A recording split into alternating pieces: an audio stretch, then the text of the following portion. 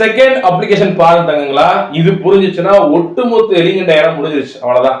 அதாவது FeOவும் carbon மோனாக்சைடும் intersect around 1000 kelvin. இது ரெண்டு லைனும் ஒரு அரௌண்ட் 1000 கெல்வின் கிட்ட என்ன ஆகுதுன்னா ரெண்டும் வந்து கிராஸ் ஆகுது அப்படின்னு சொல்றாங்க.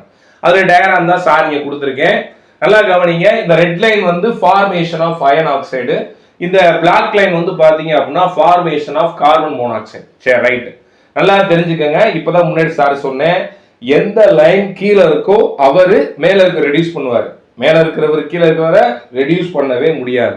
நமக்கு இப்ப அயன் ஆக்சைடை ரெடியூஸ் பண்ணணும். இப்ப கோக்கை யூஸ் பண்ணலாமா, கார்பனை யூஸ் பண்ணலாமா அப்படின்னா பண்ணலாம். ஆனா எப்படி பண்ணணும், எந்த டெம்பரேச்சர்ல பண்ணணும் இருக்கு, நல்லா தெரிஞ்சுக்கங்க. இது ரெண்டும் மீட் பண்ற அந்த பாயிண்ட் வந்து அரௌண்ட் 1000 கெல்வின் இருக்குன்னு சொல்லிட்டேன். இந்த பிலோ 1000 கெல்வின் பாருங்க, யாரு கீழே இருக்கா யாரு மேல இருக்கா? கீழே யார் இருக்கா? அயன் ஆக்சைடு இருக்கு. மேல யார் இருக்கா? கார்பன் மோனாக்சைடு இருக்கு. இந்த பிலோ 1000 கெல்வின்ல கார்பன் மோனாக்சைடை காட்டிலும் யார் மோர் ஸ்டேபிள்? Iron oxide.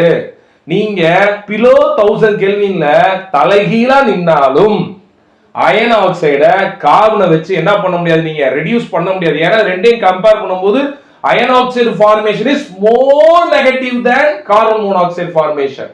அப்ப இவன் தான் ஸ்ட்ராங்கா ஊண்டி நிப்பான், இவனை நீங்க ரெடியூஸ் பண்ணவே முடியாது. அப்படியே above 1000 கெல்வின் போங்க, அப்படி நிலவ தலைகீழா மாறும். above 1000 கெல்வின் போறேன், யாரு கீழே இருக்கா?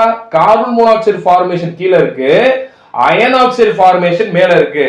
இவரை காட்டிலும் இவர் மோர் நெகட்டிவ், மோர் ஸ்டேபிள். இப்ப நீங்க என்ன பண்ணலாம் அப்படின்னா கார்பனை கொண்டு அயன் ஆக்சைடை ரெடியூஸ் பண்ண முடியும். விஷயம் புரிஞ்சுச்சா? அப்ப above 1000 கெல்வின்ல carbon act as the reducing agent. நீங்க இதுக்கு தான் எலிமெண்ட் டயக்ராம் வேணும்ன்றது. மோஸ்ட் ஆஃப் த ஆக்சைடு ஃபார்மேஷன்ல நீங்க டயக்ராம் பார்த்தா தெரியும், உங்களுக்கு புக்ல பாருங்க. மோஸ்ட் ஆஃப் த ஆக்சைடு ஃபார்மேஷனை இந்த கார்பன் மோனாக்சைடு ஃபார்மேஷன் கிராஸ் பண்ணி போகும். அப்படி இன்டர்செக்ட் ஆகும்போது பார்க்கணும் யாரு கீழே இருக்கா யாரு மேல இருக்கா, அதான் சொல்றேன். அப்ப இந்த அயன் ஆக்சைடை ரெடியூஸ் பண்ணணும்னா உங்களுடைய டெம்பரேச்சர் ரேஞ்ச் above 1000 கெல்வினா இருக்கும்.